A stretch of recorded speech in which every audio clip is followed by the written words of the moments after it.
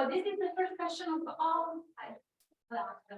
this is the first session of our seminar, the first 2022 session of our social movement and political action module seminar.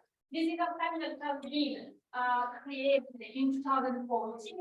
We have had many sessions in this year. Imagine this is a monthly seminar, so you can just imagine how many. It's a kind of is carried out in a kind of voluntary base. So we really thank our guests to come here. They are telling special benefit, and just thank to them that we can continue our work. So since the pandemic, we started having both before just online sessions, and after we started having many other sessions. So we started also having our sessions recorded, and after on our page, seminar page. If you are interested in some of our events, you can just go and see, open the link, have also the video recorded. So if you're interested in some specific seminar, you can just go there and see what it is. Where we have been facing and dealing with many different topics from many different perspectives, from political science, sociology, from anthropology, architecture, urban studies, geography, and so on. So it's a kind of multidisciplinary seminar with the aim to really give light and understand the dynamics of conflict, of social movements, of their mobilization, and so on. And also our aim is also to cross different, not just different disciplines, but also different areas of the world. And we also try to host seminars and guests that work in conflict in areas that usually are not really under the light of classic social movement studies, such as Sub-Saharan Africa, speaking countries, etc. But just some few words about our next seminar. We will have the next session on 22nd of March on the new technologies for deliberative democracy and scale, and on 26th of April, populism and anti-populism in the age of fake. But now is the moment to shut up and to also introduce our today guests. And I'm very happy that you are here. I also opened the flyer of the event. So Francesca Fortarezza is a PhD. Many of you already know her. She's a PhD student at the Faculty of Political and Social Sciences of the Scuola Normale Superiore in Florence. She also has a bachelor in philosophy at the University of Milan, a master's in international migration at the University of Kent and Brussels School of International Studies. And with a specialization in Migration and Refugees Studies, and a master's in International Studies at the University of Italy, with a specialization in peace and conflict studies. Currently, research, and it will be the focus of our topic today, is on the management of immigration in border areas, so focus on the Balkan routes and the Italian-Slovenian border. And her research examines the dynamics and interactions between institutional and social actors, which is something that we really like to do in many other seminars here, and in particular groups and movements that active solidarity with migrants and refugees. So our main research interests are borders, institutional violence, solidarity movements, migrations, security, and criminal organization. So today she will be presenting part of her doctoral work and research, and the title is "They Do What Institutions Should Do: Militant Solidarity Toward Migrants and Refugees in Border Zone." I'm sure that you will understand the meaning of this title during the presentation, well, yeah, the floor. Thank you very much. And after we open the time for questions and answers. So share. I share.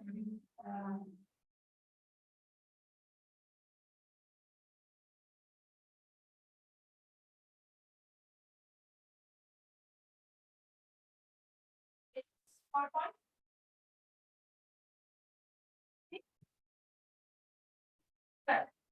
Thank you.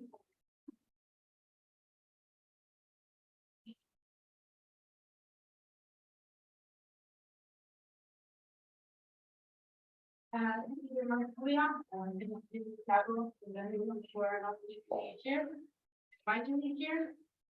So as we was saying, I will present just well, part of the research that I'm doing for my PhD, and specifically I will present a bit of the work that I'm writing for a publication on solidarity movement in border zones. The paper that I'm writing reflects on what solidarity for migrants and refugees, and I will try to deal with question by looking at the composition of solidarity, so how it is formed and how it evolves, and practices and relations with institutional and other non-institutional actors, as well as especially migrants and refugees. To deal with this issue, I try to make a step back, considering that the topic that I'm dealing with contextualized within what has been called the refugee crisis or migration crisis. And I'm actually trying to challenge the concept, saying that more than a refugee crisis, of course not the only one thing, it is about an institutional crisis, which means a structure, a moment of rupture within the system of legitimacy and solidarity in states and institutions that are that should deal with migration and border.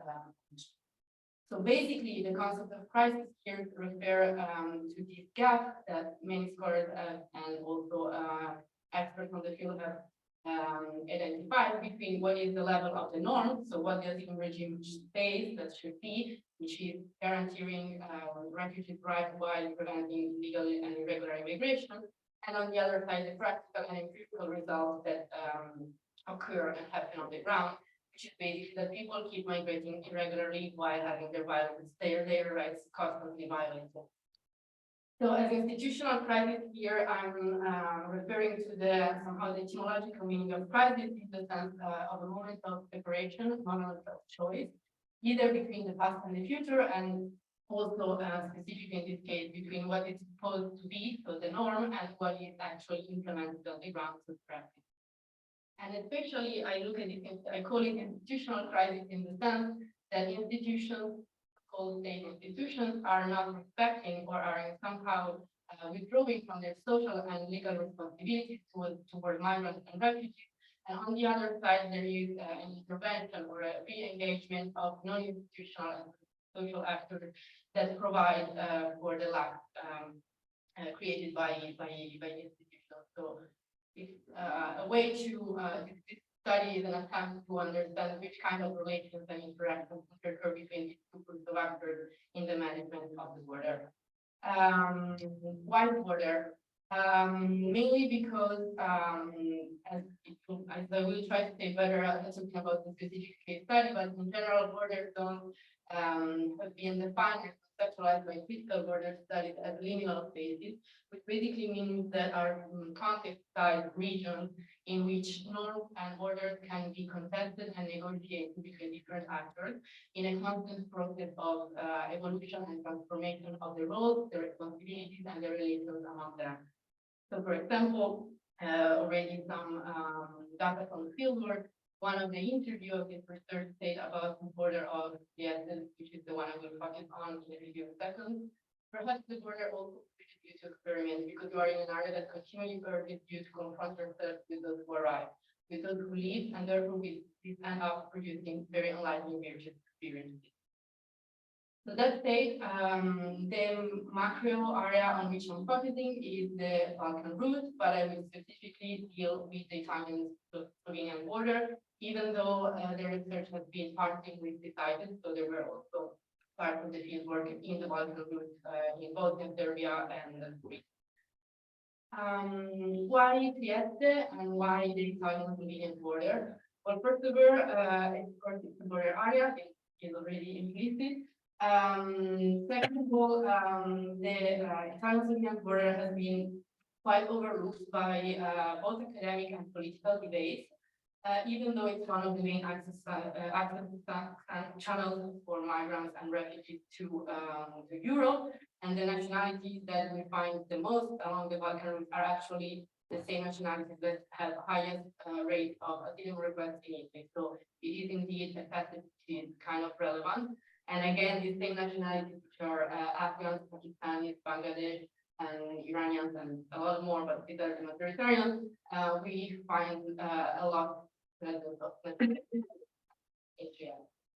Yes, specifically, it's an important border area because it has been historically innovative and generative of different approaches to the management and the negotiation of social space and social relations among different actors. And across the decades, it proved to have this capacity to foster innovation in policy and practice. So it is interesting to see how in this border area can develop some new practices that on the long term or medium term has been exported and translated to the national level. So another interview he said yes, there has a particularity in my opinion, because the solidarity that this border area has established in the collective mentality is not so easy to engage. The city between the border and Valdaia has always given a different imprinting. I'm fascinated by the city, by the amount of social workers. I always say that if in the 60s in Turin, it was very easy to become a CIES worker. In CIES, for the last 40 years, it has been very easy to become a social worker. The cities like that, it has a phenomenal characteristic for this point of view. So, what I'm trying to do, as I said, is to understand the relations, the ever-evolving relations of between institutional state actors and non-institutional state actors, focusing specifically on groups that act in solidarity with migrants and refugees. The part of the research on the institutional engagement is not the one we focus on here, but just to give you an idea of like the frame, the institutional frame within which I'm working, speaks about, let's say, we can say structural violence or violence in action from state institutions, which is basically a way to say that state institutions are retrieving for the responsibilities they should guarantee in terms of protection and reception of asylum seekers and refugees. So what happens in border zones, as it happened in CIES-Iscte, for example, is that on the one side, the asylum right is violated because of the practice of pushbacks or chain readmissions. So on one side, the norm, the law, both national and international, is violated by the same institutions that actually should promote and support these norms. And on the other side, for the very few, for the less, for those that could actually access the Italian territory, and I'm speaking about migrants and asylum seekers, they found themselves in a context in which, in the last few years, services, especially first aid and first assistance, what is called in Italy first protection, has been basically dismantled by local and national administration. At the same time, it is important to say that, especially in terms of protection and reception of asylum seekers, CIES-Iscte has a very important history, because after the conflict in the 90s in the Balkans, yes, it was at the forefront in the promotion of what then became the Superiore system, so the system for asylum seekers and for protection of asylum seekers and refugees in Italy. So it had already a background of solidarity culture that in somehow was forming and shaping the social life of the city. However, in 2015, starting from 2015, 2016, with the increase in arrival from the Balkan route, what happened was this process of contraction of the rule of law on the one hand, so pushbacks and readmission of refugees, and on the other side, the contraction and dismantling of the reception system. In this gap, what happened is that from 2019, more or less, an initiative in solidarity with people in transit through CIES-Iscte started developing within Piazza della Libertà, in front of the main train station in Trieste. And spontaneously, which is probably not the right word, but in a bottom-up and autonomous, within a bottom-up and autonomous approach, started providing those services that institutions were not providing anymore.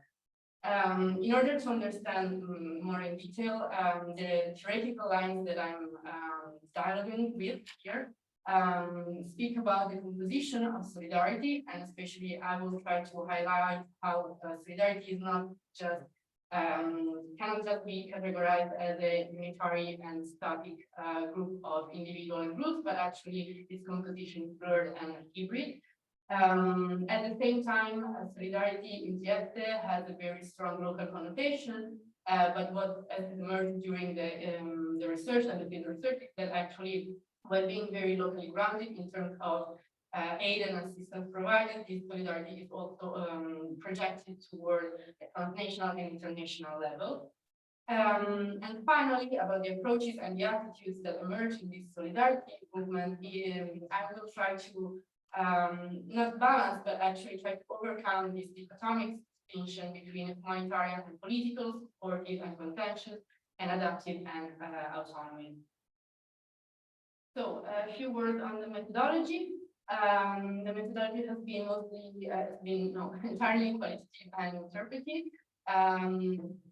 Basically because I'm referring and drawing on that literature that the migration has the phenomenon of migration, the study of migration as a product of the interactions and the interpretations that happen on the ground between both the researcher and the research participants.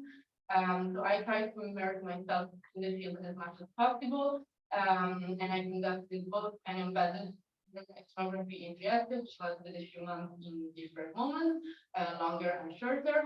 And then in parallel, there was a multi-sided data collection, let's say, along and across the Balkan route, and other border zones, especially in Bosnia, in Serbia, and in Greece, which are all borders that have somehow different levels of communication and interaction with the border data and Slovenian border. And then, as you can probably see, the evolution and the combination of the empirical data and theory is still in progress. So I kind of trying to following an adaptive approach that goes back and forth from concepts and the data that I collect on the field.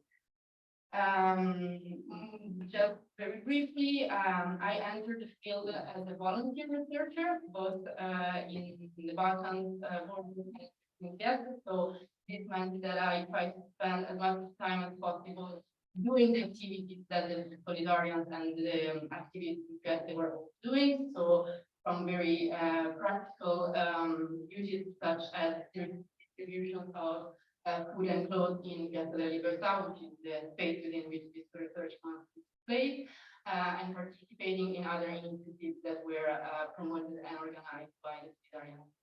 Yeah.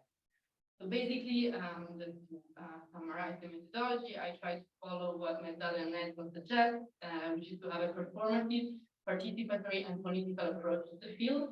So performative in the sense that I'm trying to challenge, or at least to find a balance between experiences on the one hand and the representation and standardized representations that we have of these experiences.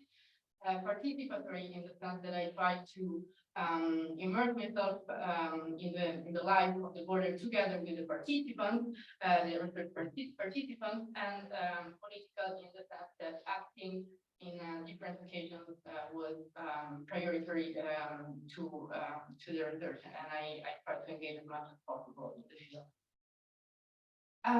So going to what actually this research found. I will not spend many words on this engagement, but it is to say that while for a few decades, CIES-Iscte was again at the forefront on the detection and reception of immigrants, what happened starting from 2015 to 2016 was basically a collapse of the first reception and a strong limiting of second reception system, which was headed by CIES-Iscte. So the situation, even though the context was actually probably very prepared to confront and respond to the increasing arrival, has been basically dramatic. And one of the interviews said Tiago was the only reality in Italy where the border was normalized. What is happening now are fully created. The attempt to construct the local reception services. They were essential because they ensured that there was no emergency. It was a tough way to avoid discomfort. Instead, they wanted to put grains of sand in the gears precisely to produce this type of emergency. The border is either an emergency on which to speculate or it is not. Italy has always and exclusively lived on this idea.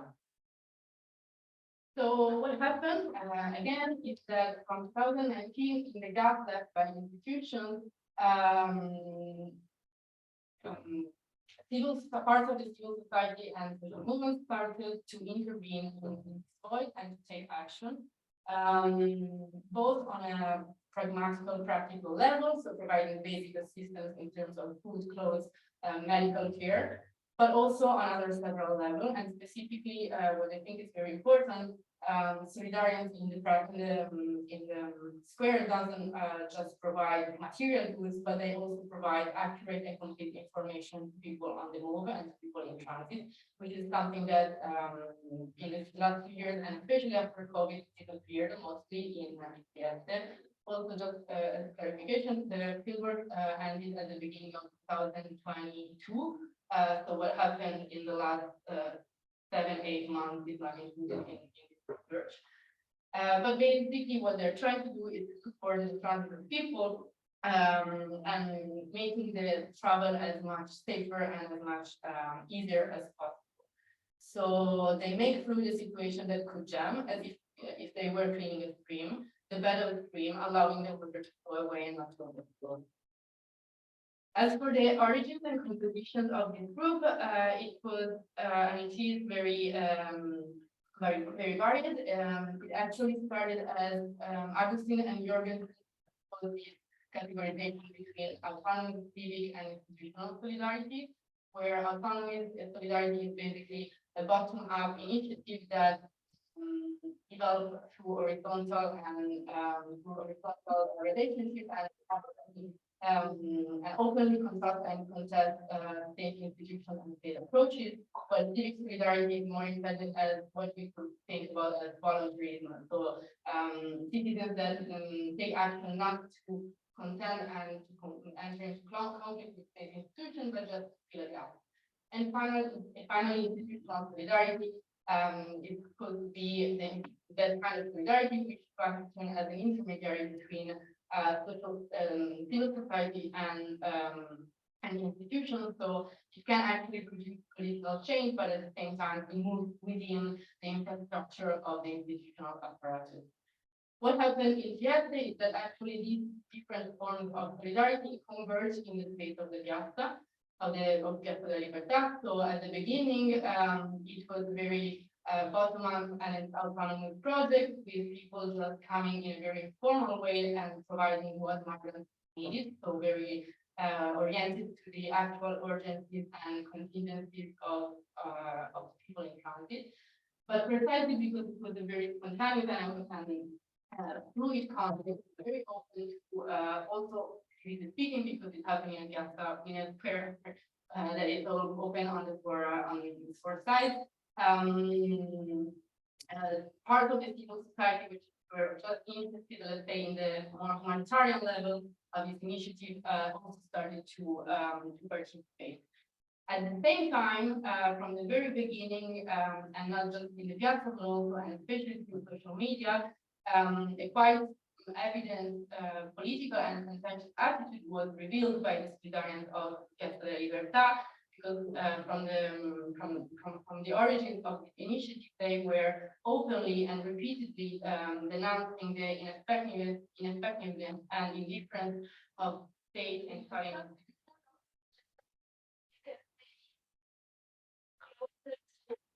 So I with the lady, I just thinking some by Tiago that she said that sometimes they think a little bit. So we just try to sorry to interrupt.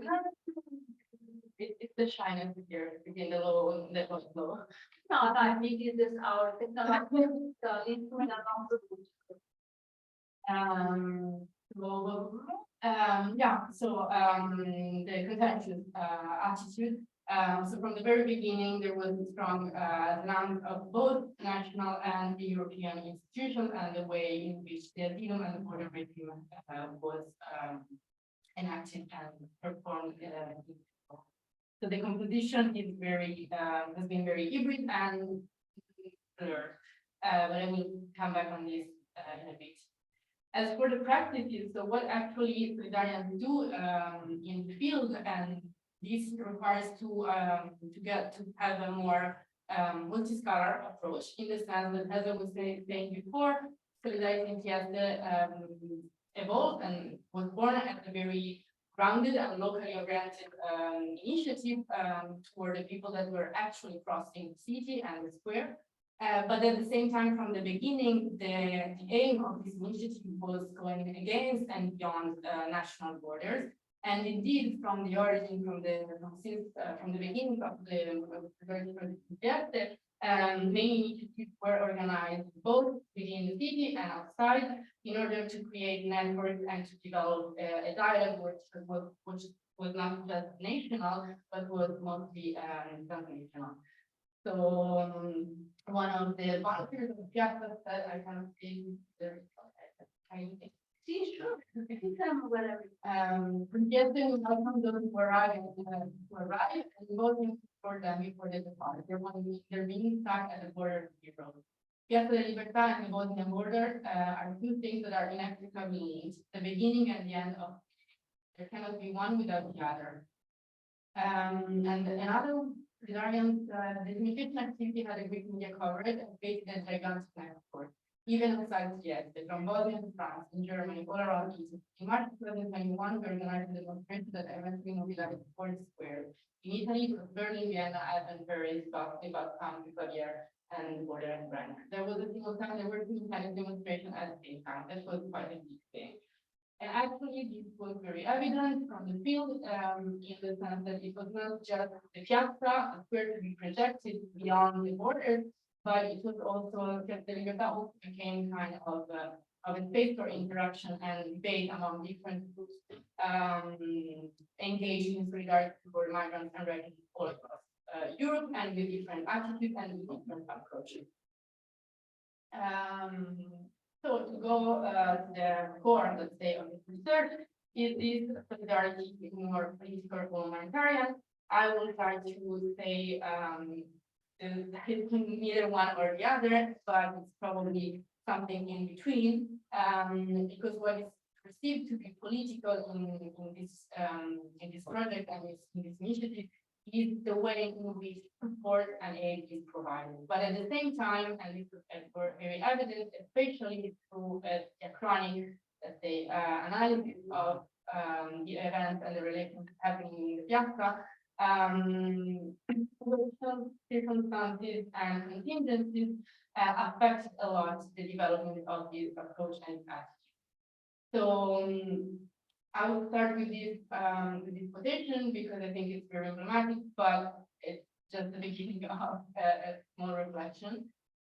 So one of the volunteers of the piazza said, talking about what the meaning of the activity that they do, it is about sitting with people and say, welcome, what's your story? What do you want to provide or would you rather not? It's about having a moment of leisure, of encounter, a moment that is pleasant life. It's not just about the physiological needs, because those have been tormenting people since the day they left. So that's not enough. That's taken for granted. The real work starts after that. It's a bit like in martial arts. The physiological and legal needs in satisfied are from the white belt to the black one. From the black one onwards, it's the human connection, the fact of feeling together. So it's while on the one hand, I would say that it is the humanitarian that become and the assistance and the aid that becomes political in the sense that it's about the way in which phases of empathy and reciprocal care are going to create together. At the same time, the solidarity that was born in Piazza della Libertà actually assumed stronger and stronger political connotations throughout the year. And this manifested especially in the transnational dimension and the transnational initiatives that were organized, such as the caravans across the Italian-Slovenian borders to the Croatian border. This is, for example, one extract of the call from the migrant caravan that was organized in 2021 in June, if I remember correctly. And from this statement emerged quite clearly all these components. So the fact that there is a political intention that is still grounded on the encounter with people on the ground, with people on the move on the ground. It is a bottom-up project and a bottom-up sentiment, let's say, but at the same time, it's projected toward the European level, which is not avoidable within this migration. And they want to create moment of breaking up the ordinary or of the ordinary and radical change.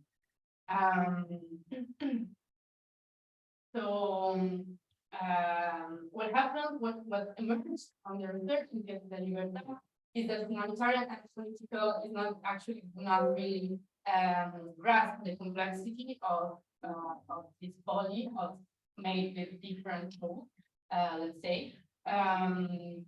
But it's about the creation of empathetic relationships and the creation of a discourse which overcomes both humanitarian approaches to migration and authoritarian approaches more towards the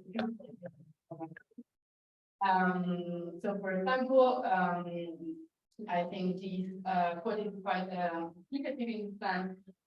One said ultimately it's about supporting someone who is changing the world. Over time and with the creation of networks, with the awareness that it is a utopia and that it is complete.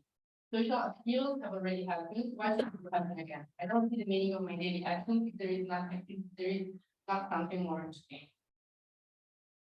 This is the last part, I promise, of the presentation, but it's one I'm particularly, I care particularly about, because in this process of politicization, let's say, and the acquisition of a consensus attitude from solidarity in relation to the state institutions, the attempt to criminalize and to suppress solidarity played a crucial role. So first of all, Normale is that solidarity in this context entered a space that was left void by the state, but at the same time, while providing services and aid that state institutions are not providing anymore, they kind of create a disturbing factor for state institutions, because basically what they are trying and what they actually being tried to do is challenging and questioning the status quo and the way in which migration and borders are managed. So what people on the one side, on the one hand, the state tries to create in a hospital space for migrants and refugees solidarity. It's not just compensating for a material lack, but it's actually producing different discourses and innovative understanding and representations of the border and migration. This act of criminalization, this attempt of criminalization actually triggered more contentious attitude, or even make people initiate the activity with a very, let's say, humanitarian or neutral attitude to develop and reflect more on the system and the system and to kind of assume more political position. So, for example, a volunteer with a political background said, "It is annoying that they continue to attack us politically, but this means that we are on the right side of history." While another volunteer which had no political background also recognized the political dimension of the initiative, saying that it has become political because it resisted. It becomes political when it resists certain accusations. And another volunteer referring to one of the acts, one of the attempts to criminalize solidarity in CIES-Iscte, she said, "It makes me think it's all part, but the political and legal sides are part, and that we are doing well. It also tired me. This attempt to suppress any help, any new energy, make me angry and tired. But if you ask me about my feelings, apart from those moments of anxiety in which I wonder, who knows if one day we will be judged for this, I did what I had to do, and that's it." So to conclude, this is again a quotation from one event that was organized at the beginning of last summer, 2022, in support for the legal expenses related to one of the attempts of criminalization that happened years ago. And just to conclude on how solidarity is actually perceived by the people that take part in the initiatives of this Libertà.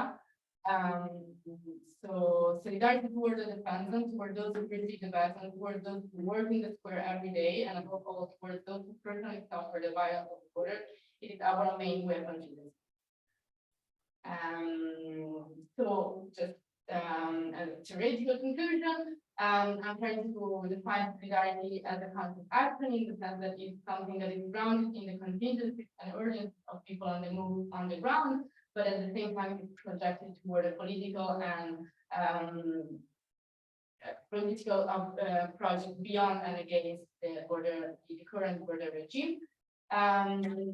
In this perspective, political is the transformation of society as a whole, the reduction of daily practice of assistance and aid and care, and which are experienced in the first step at the consultation of the status quo. Within this perspective, however, solidarity is very composite and versatile.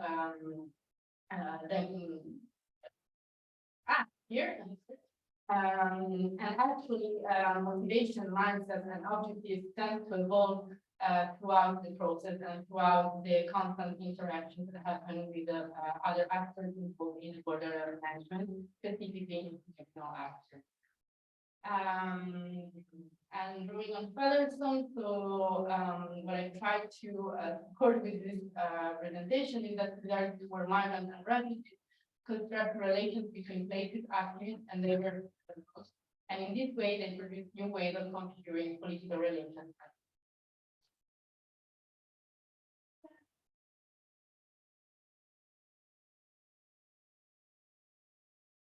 Thank you very much. Brava! Yeah, you have a kind of big group of supporters. Okay, so thank you very much. Francesca was great. I think I really gave you many discussed at the beach, me and you, so I try not to intervene much now, and I just give open the floor for questions from the room here, from the physical room and from the digital room. I think that I already had here some hand. No, Elena, you wanted to say something? Okay, so if someone wants to ask something from here, from home.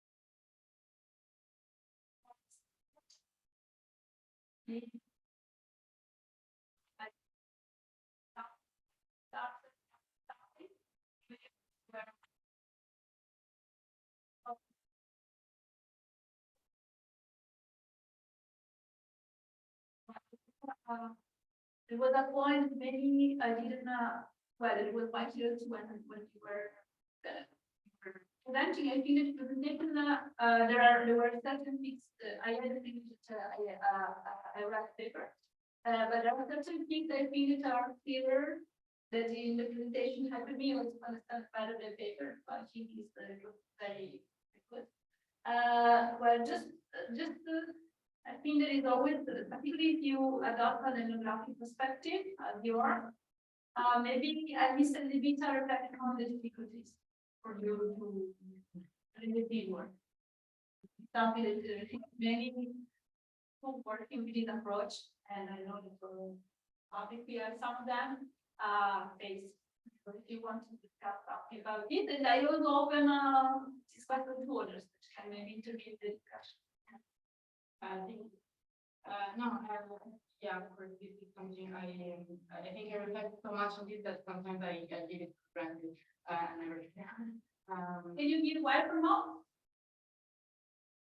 Can you hear from home? No? More or less? Better. Yes, but not really well. I don't know what to do. I think this is some technical problem. I'm not sure if that's really solved. Yeah. But try to go like this. I will try.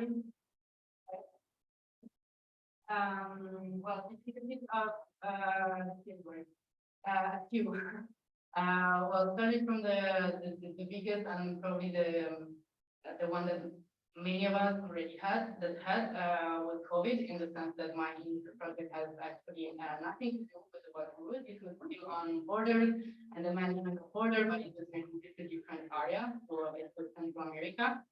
So the first difficulty I would say was entering the field, knowing that on the one hand I had experience as a solidarian, as a volunteer, as a person who was involved in border dynamics somehow, but at the same time I felt very much the imposter syndrome at the beginning because it was a very new context for me.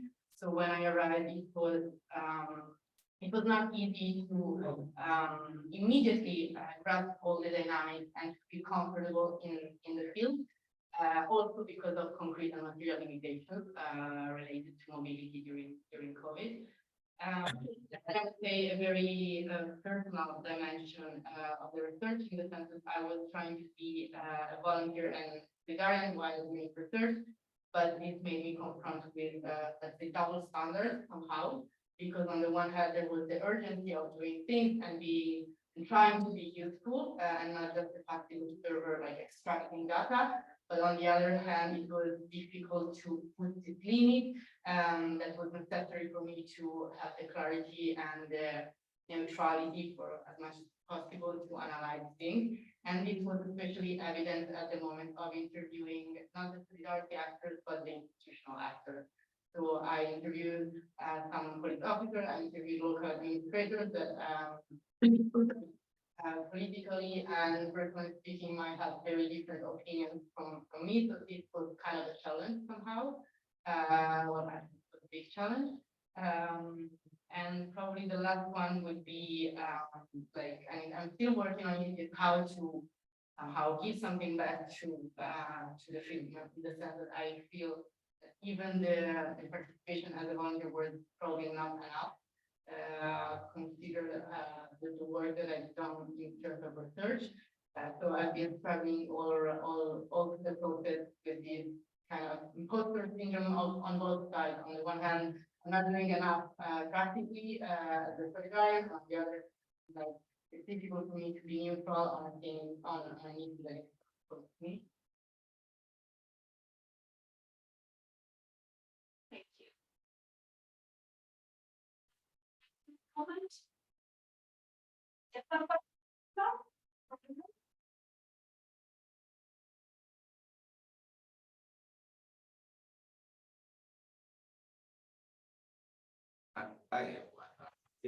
I mean, I don't know if it's a question. I'm studying. I don't know from which. First, I'm an activist or a militant in the housing struggle in Lisbon for many years. So from there, I started my PhD project and thesis that I'm carrying on now. So I'm using a militant ethnographic perspective. I don't know, many different methodologies I found, but I don't know which one I'm using at the moment. For sure, the co-production between the groups I belong to and my thesis, actually my PhD, and the way of observing us and continuing reflecting on it with them, among us. I never know how to say which pronouns used in this case. So the positionality is always very weird, and it's something you are always reflecting on. But what I'm seeing and studying different struggles, different situations, like the housing struggles in Lisbon, something that it wasn't at the beginning my project, but became actually my focus is to understand what's political and what it is not. And I found very interesting to find what is political or not, which is the new definition of political, or how politicization happens, on how to build process of politicization. And I found something I found very interesting, actually. It's really, really interesting. And so at the end, as a militant at the beginning, and just commenting, actually, I think, I would say that the humanitarian approach wouldn't be mine, and I wouldn't consider it political. The way I'm studying now, and I'm seeing, thanks to the PhD also, not only this not directly political stuff, action practices. Yes, I'm reconsidering it, and I think that you are seeing more or less the same. Do not say. Yes, so that. Thank you. I really enjoy your presentation, and I don't know.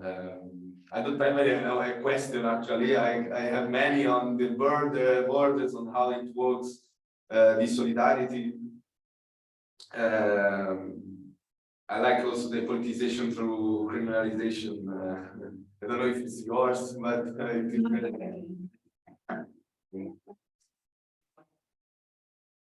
No, that's something that I'm still working on. Clearly, I'm early probably, but I don't know. I always think about analysis when I use the word political, and so I'm not thinking about like political parties or just the actual demonstration, but I think that political, especially when it's about phenomena that affect indirectly all society, because migration is a massive phenomenon which cannot just be put in a specific spot. It's about the way people and groups intervene in the social space, act and speak and interact with others. This is my very personal understanding of political, but in that sense, I think that solidarity is super political, because it's about contesting borders, it's about contesting a specific management of migration, either humanitarian or authoritarian. And it's also about saying, okay, state is supposed to provide for some social services, for some person, for some, legal guarantees, and it's not. So someone else is trying to kind of making the laws being implemented, basically, without even, questioning the laws per se and saying where they could be changed or improved, but just starting from respecting what international norms say that in that sense, for me, it's very political. Thank you, Francesca. More questions, comments?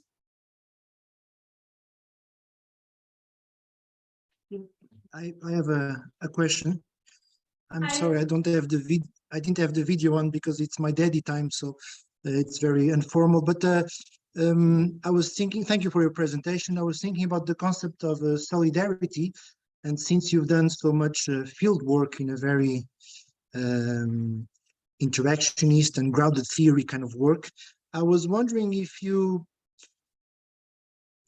saw and felt the solidarity also between migrants and also because, as you know, for example, in refugee camps, there are some migrants that are used or serve as mediators, helping other migrants.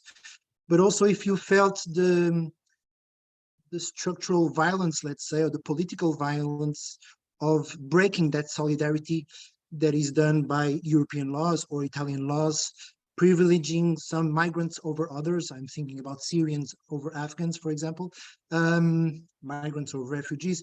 So about this solidarity thing in the fields, directly in the field as you've been, how have you felt it? How did it go deeper?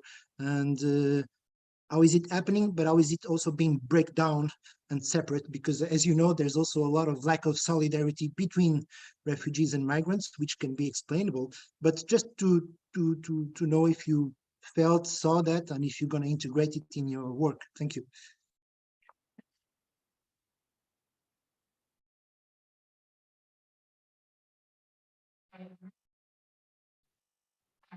There are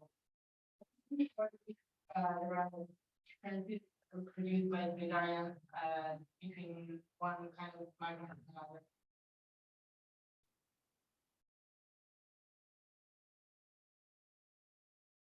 Sorry, we can't hear now. I don't know what to do.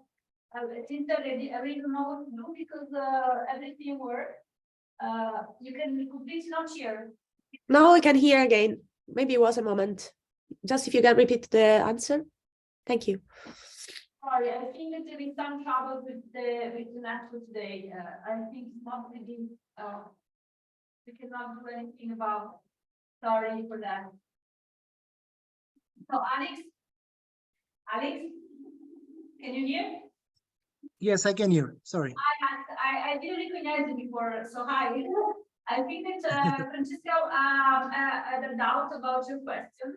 I missed a few words and I want to be sure what you were asking exactly. Can you hear? I didn't understand your question. I'm sorry. Okay, I was just saying if you could repeat the question because some words were not. I don't remember well. I was talking about solidarity, about the field work, about the very grounded theory and interactionist approach that you have. If apart from the very structural, voluntary, and even political solidarity that we see, you felt in the ground, in the field, solidarity between also human beings such as refugees and migrants, but also the break of that solidarity controlled by structural powers which separate migrants, refugees, human beings between Syrians or Afghans or Somali. How is that happening? And also I was asking about some specific human beings that, for example, I saw in refugee camps, which are mediators, which are really migrants also, refugees also, but they got this kind of a power in that specific society that is a refugee camp, for example, and they mediate between volunteers as we are and the population that is there. So how can they help in this solidarity or not? I don't know. I was just thinking if you could develop about your field work on solidarity, which can be very much complexified. It can go deeper even, and very paradoxically also with separation, with non-solidarity, if it's clear. Yeah. Okay, I'll try to be quick. Well, in terms of differences among different types or groups of people on the move, the distinction, yeah, for sure, I would say mostly during the interviews with local administrator and police officers, this idea of Syrians and refugees and minority was very, very strong. And I think that especially now with the crisis from Ukraine, it was very, very evident yes as well how from the one hand solidarity towards people coming from the Balkan route was still kind of it was seen with suspicious and almost as a disturbing factor, while on the other side solidarity towards Ukrainians exploded immediately, and it was actually also driven by state institutions themselves that were promoting, civilians to accept the Ukrainians in their house and to provide material goods and other kind of things. In terms of structural violence, yeah, I mean, it's very perceivable, and I think that it's also something that it's not just in the academic debate, but especially in the public and political debate, is this issue of structural violence that affect all the actors that are involved in borders and migration fundamental, and especially when it comes to the criminalization of solidarity. And in this sense, and I try to connect it with this dimension of mediators and interpreters, I think this is probably one of the biggest lack in the borders and migration regime, in the sense that, especially when they are from the same culture or countries or language of migrants and refugees, they make a huge difference in the way in which assistance and aid is provided. This was super evident also in CIES-Iscte, since like when there were people that were able to translate and mediate between Solidarians and migrants, the services that could be offered were much more comprehensive and effective. And it also had a huge impact on criminal networks and human smuggling, in the sense that, and that's why I tried to underline before that even more than material assistance, what is fundamental is the provision of correct and complete information. Not just on the asylum procedure or other forms of regularization, but also on, okay, which kind of services I can access as a migrant, or as an asylum seeker, where can I take the train, where can I go when I get to Milan or to the other stops of the route that will bring this person to other countries in Europe.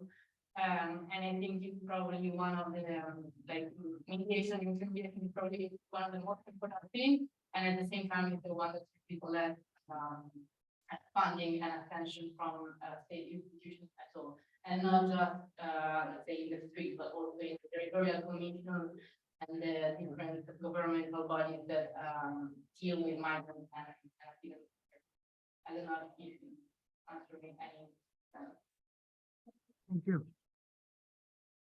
Thank you.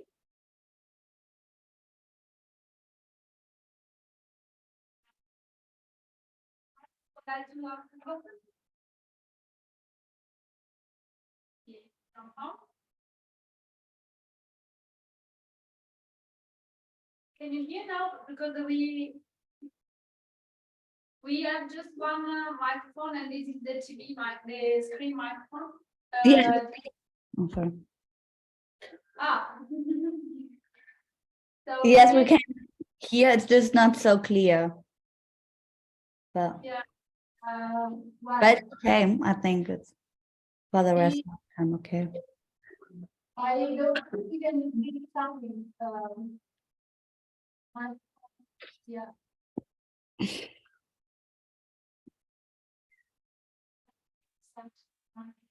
Everything is done nicely. This is our technological,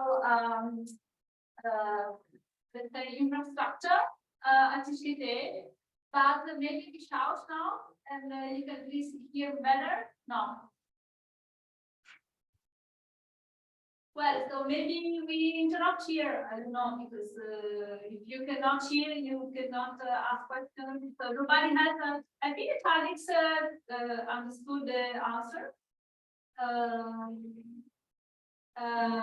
if someone else would like to ask something, if not, maybe we stay here and continue the discussion in the future. Francesca, she is here around at Iscte until when?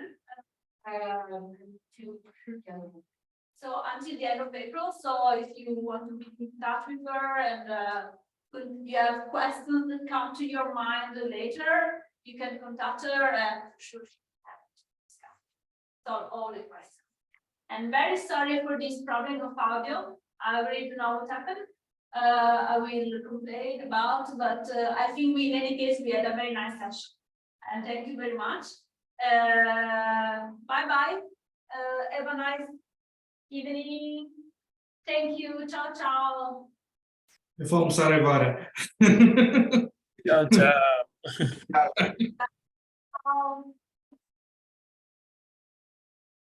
Ciao.